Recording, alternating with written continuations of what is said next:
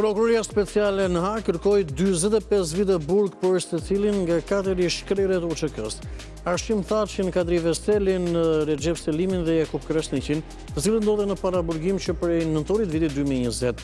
Reagon Prishtina dhe Tirana zyrtare. Presidenti Osmani thotë se tentativat për ta barazuar luftën e UÇK-s me krimet e agresionit serb dëmtojnë rënd paqen e Afatxhat, ndërsa Albin Kurti thekson se prokuroria, duke injoruar kontekstin e luftës në Kosovë, rrezikon të deformojë të vërtetën dhe kuptimin e kësaj lufte. Reagon ashpër edhe kryeministri shqiptar Edi Rama, thotë se kërkesa e saj prokurorie në zemër të Europës Demokratike nuk ka asnjë fill logjik dhe varros për së gjalli 4 burra. Rogozhina mbetet pa kryetar bashkie dhe pritet të shkojë në zgjedhje. Edison Memolla, i cili ishte në detyrë, është dënuar nga apeli posaçëm me 1 vit burg për korrupsion në zgjedhje dhe pritet arrestimi i tij. Gjatë pasdites është bërë me dije që është vetë dorëzuar. Reporter televizion mëson se ai është vetë dorëzuar pra në policinë e Kavajës, Memollës. Hiqet edhe drejta për të mbajtur funksione publike për 5 vjet. Ai është hetuar dhe gjykuar në liri dhe do të vuajë dënimin në një burg të sigurisë së zakonshme. Vetë dorëzohen po ashtu edhe 3 bashkëpunëtorët e tij të dënuar po nga apeli posaçëm.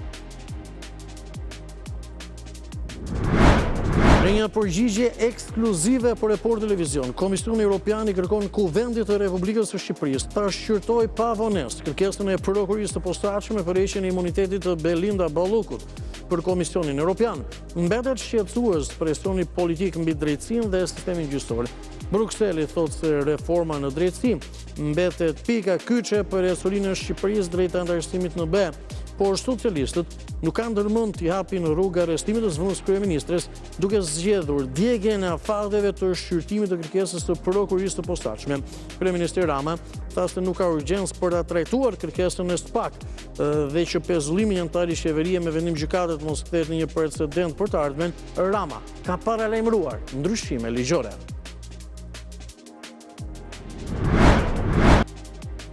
Ambasada e Shtetet Bashkuara të Amerikës në Shqipëri u bën thirrje shtetasve të saj që tregojnë kujdes të shtuar ditën e sotme, gjatë kohës që opozita do të protestojë përpara kryeministrisë. Shqetësimi mbetet se protestat dhe grumbullimet e mëdha që shpesh nisin në mënyrë paqësore mund të ndryshojnë shumë shpejt rrjedh. Ambasada thotë se protesta mund të shtrihet në blloqet përreth dhe pranë godinave qeveritare, duke shkaktuar ndërprerje trafiku, devijime apo edhe bllokime të segmenteve rrugore.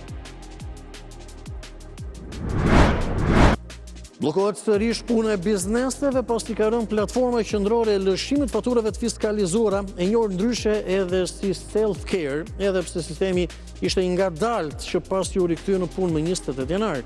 Bizneset arritën që të kryejnë veprimet e domosdoshme, ndërsa prej mëngjesit ditës të djeshme TSH-s është bllokuar sërish. Bizneset ankohen pasi kanë pamundur aksesin në faturat e fiskalizuara, si edhe nuk mund të dorëzojnë inventarët e tyre.